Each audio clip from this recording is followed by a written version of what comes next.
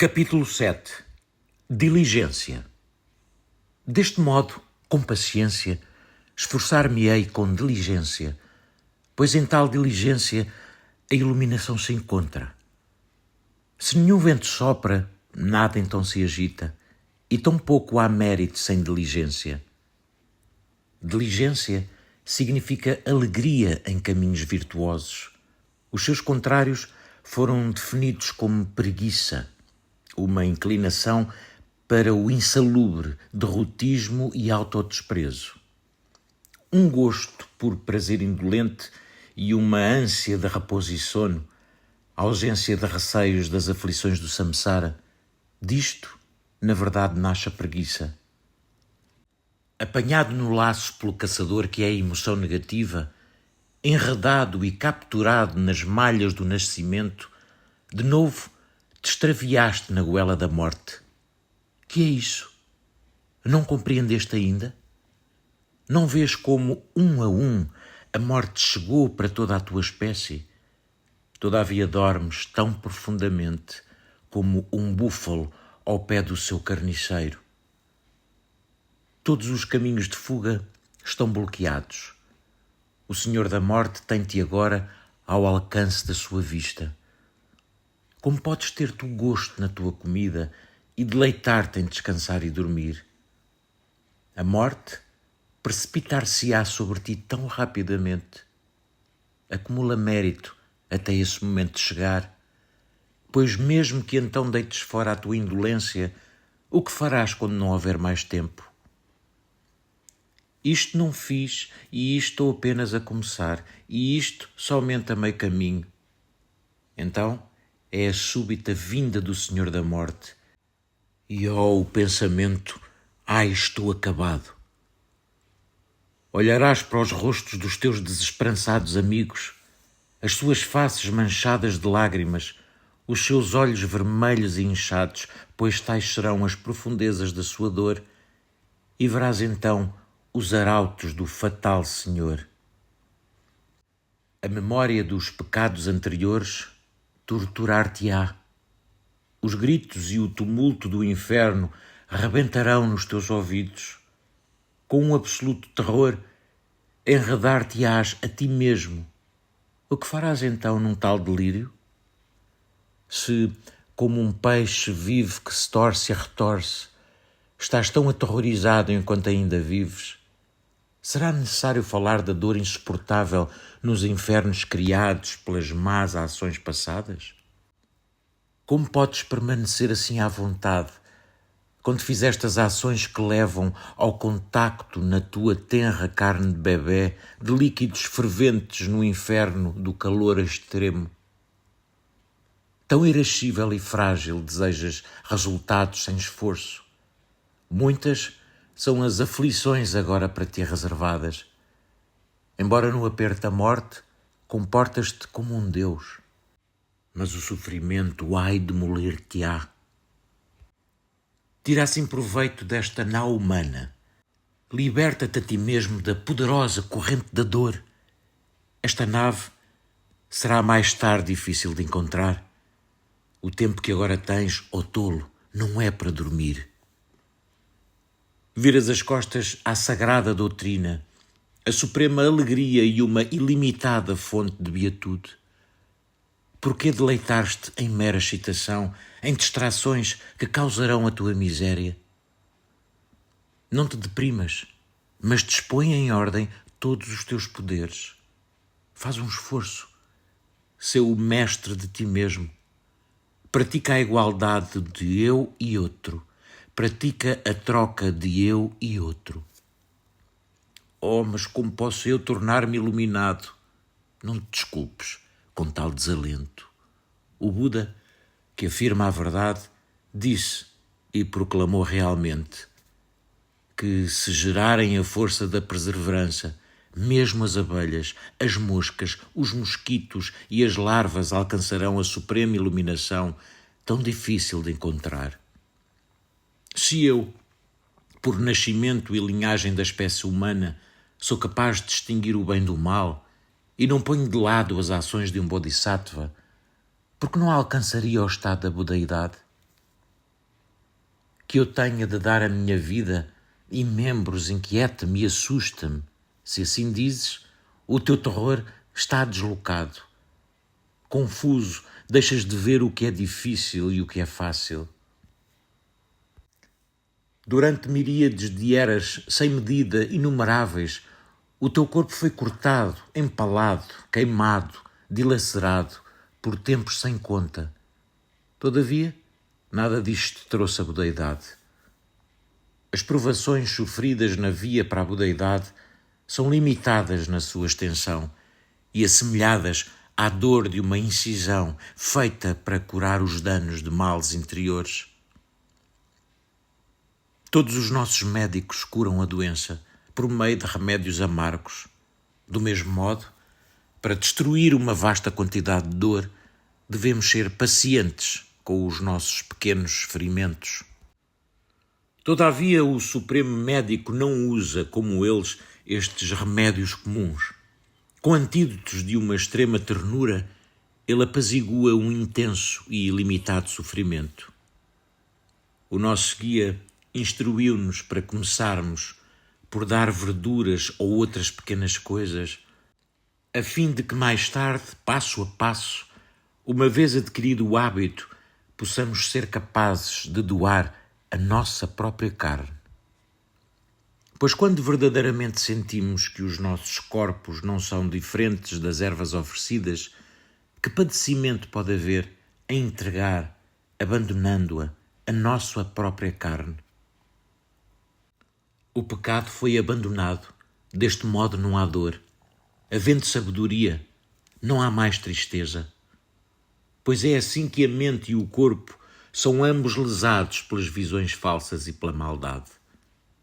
O mérito é a verdadeira causa do bem-estar do corpo, enquanto a felicidade espiritual é tida mediante a compreensão. O que pode entristecer aqueles que têm compaixão, que permanecem no samsara pelo bem dos seres?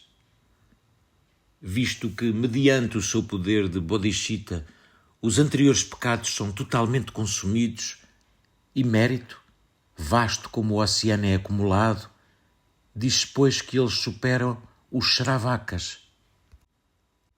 Montada no cavalo do Bodhisattva, o qual põe em debandada todo o cansaço pesaroso, que pessoa lúcida poderia desesperar, prosseguindo deste modo de alegria em alegria? As forças que asseguram o bem dos seres são a aspiração, a firmeza, a renúncia e a alegria. A aspiração cresce pelo receio do sofrimento e pela contemplação dos benefícios a serem alcançados. Por conseguinte, abandonando tudo o que é adverso, trabalharei por aumentar a minha diligência, mediante a aspiração e a autoconfiança, a renúncia e a alegria, pela força da fervorosa aplicação e exercício do controle. Os meus ilimitados males e os dos outros, devo reduzi-los todos a nada, mesmo que um só deles possa levar inumeráveis eras a esgotar. E se não encontro dentro de mim nenhum sinal de que as faltas começam sequer a ser limpas, por que não se desfaz o meu coração em pedaços, destinado como estou a uma dor ilimitada?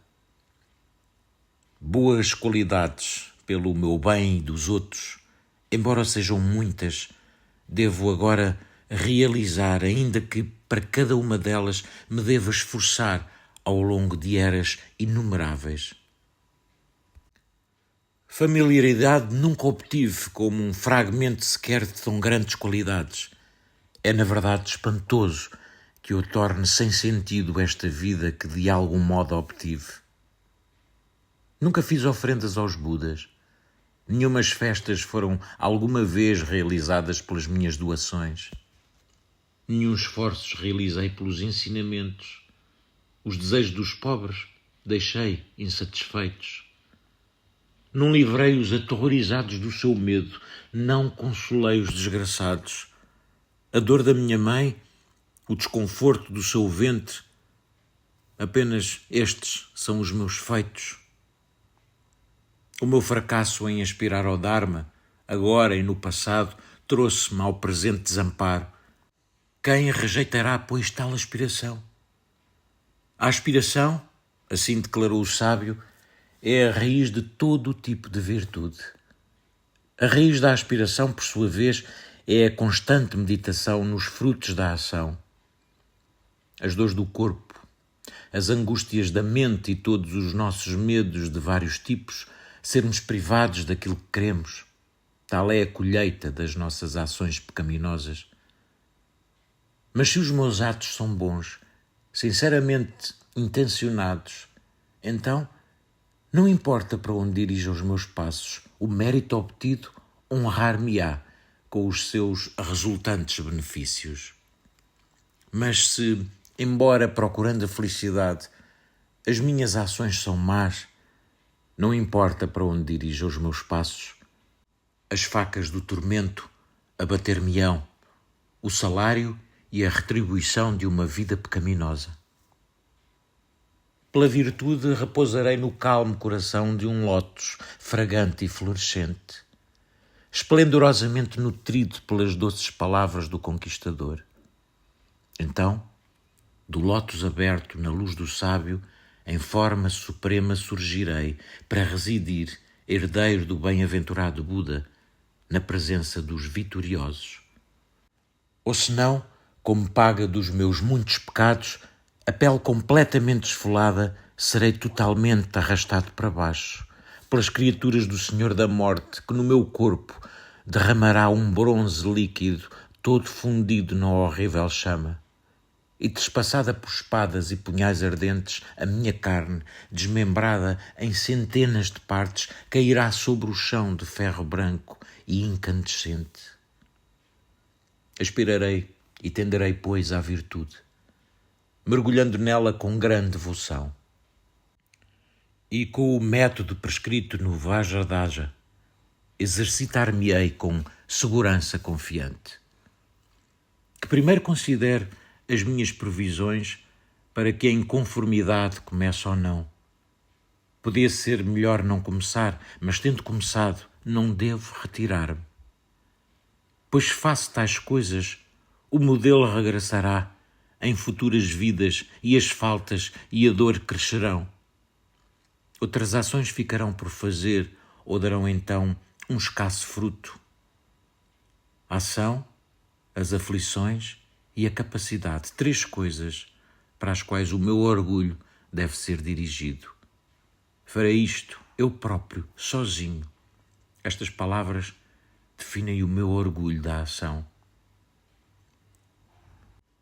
Subjugados pelas suas aflições mentais, agentes mundanas são incapazes de assegurar a sua felicidade. Comparado com aqueles que se extraviam, eu sou capaz. Esta será, pois, a minha tarefa. Quando outros se entregam a um comportamento vil, qual será a minha posição a seu respeito? Seja como for, não serei arrogante.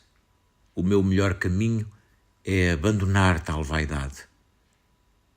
Quando encontram uma serpente agonizante, mesmo os corvos se comportam como águias altaneiras. Assim, se sou fraco e de coração débil, mesmo por pequenas faltas serei atingido e ferido. Se deprimido desisto de tentar, como posso libertar-me do meu estado abjeto? Mas, se permaneço no meu terreno com briosa resolução, será difícil que mesmo grandes faltas me ataquem. Deste modo, com um coração firme, levarei a melhor das minhas fraquezas. Mas, se as minhas falências ganham a primazia, risível na verdade é o meu desejo de superar o triplo mundo.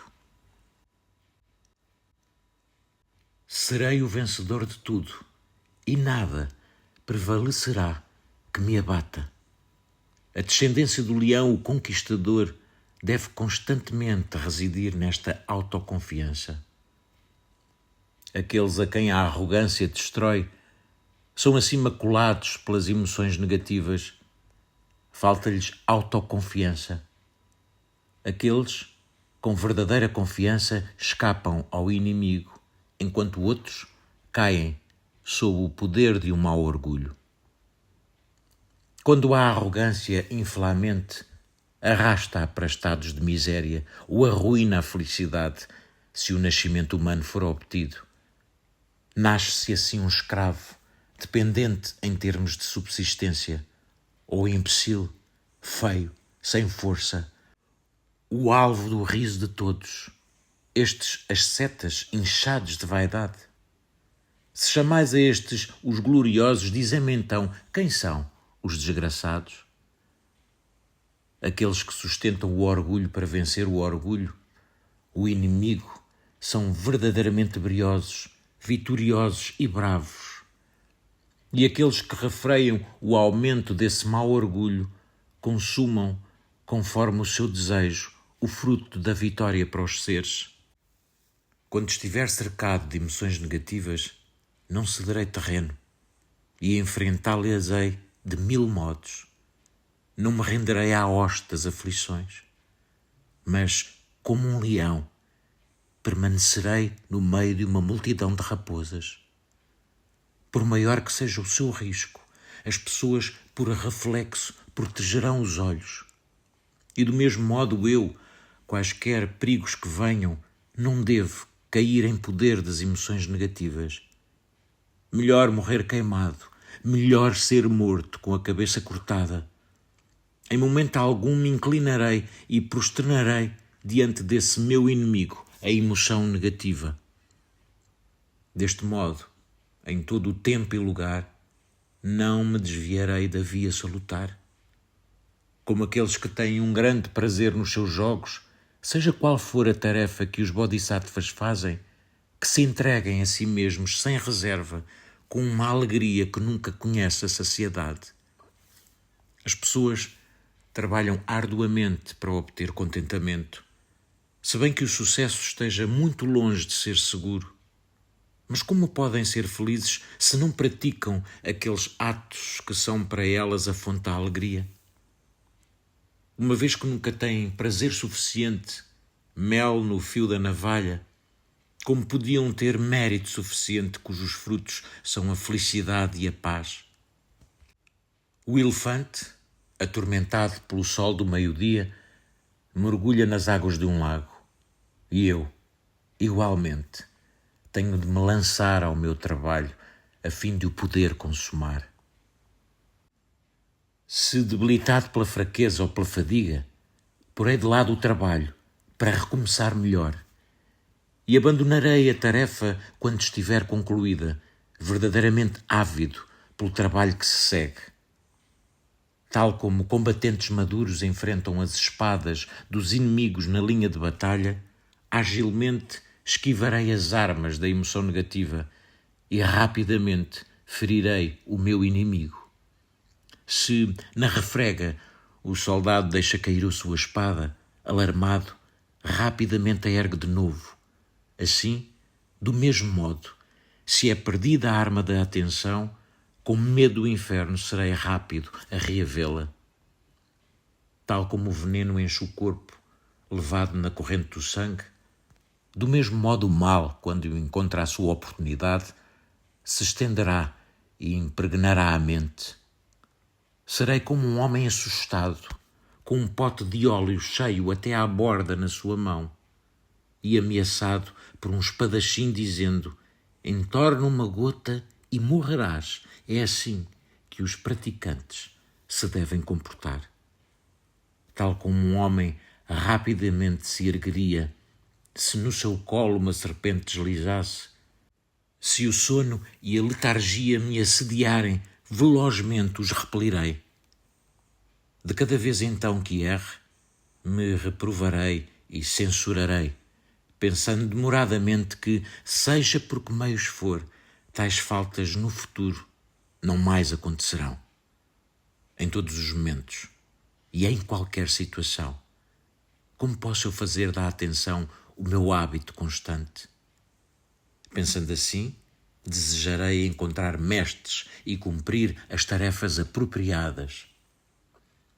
Por todos os meios, então, antes de começar algum trabalho, a fim de poder ter a força suficiente para a tarefa, recordarei os ensinamentos sobre o cuidado atento e agilmente me erguerei para o que há a fazer. Tal como fios de linho flutuam para cá e para lá, impelidos por cada sopro de vento, assim, tudo o que faço será concluído, dirigido pelos movimentos de um coração alegre.